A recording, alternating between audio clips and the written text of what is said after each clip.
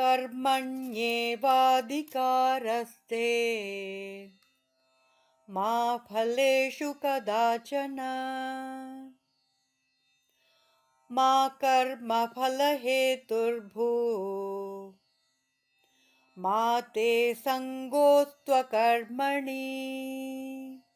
इस श्लोक का हिंदी अनुवाद इस प्रकार है, तुम्हें काम, अपना काम या पढ़ाई करने का हक है, लेकिन उस काम का क्या नतीजा होगा उस पर तुम्हारा हक नहीं है।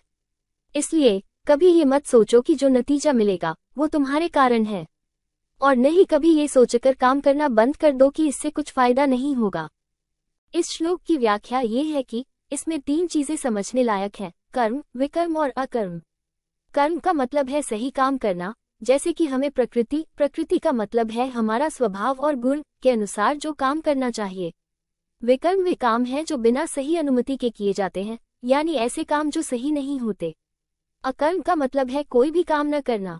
भगवान ने अर्जुन को समझाया कि वो कभी खाली न बैठे, बल्कि बिना किसी फल की इच्छा के अपना काम यानी युद्ध करे। जो लोग काम का फल चाहते हैं वे भी उसी काम का कारण बनते हैं और फिर उसके परिणाम का अनुभव करते हैं। अब बात करते हैं काम के प्रकारों की।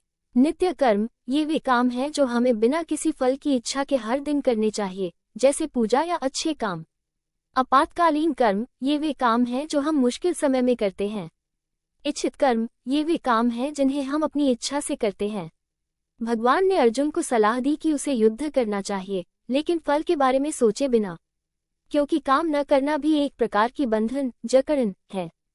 चाहे हम किसी चीज को बहुत चाहें या उससे बहुत डरें, दोनों ही तरह की सोच हमें बांधती है। काम न करना, अकर्म, भी गलत है। इसलिए अर्जुन के लिए युद्ध करना ही सबसे अच्छा रास्ता था।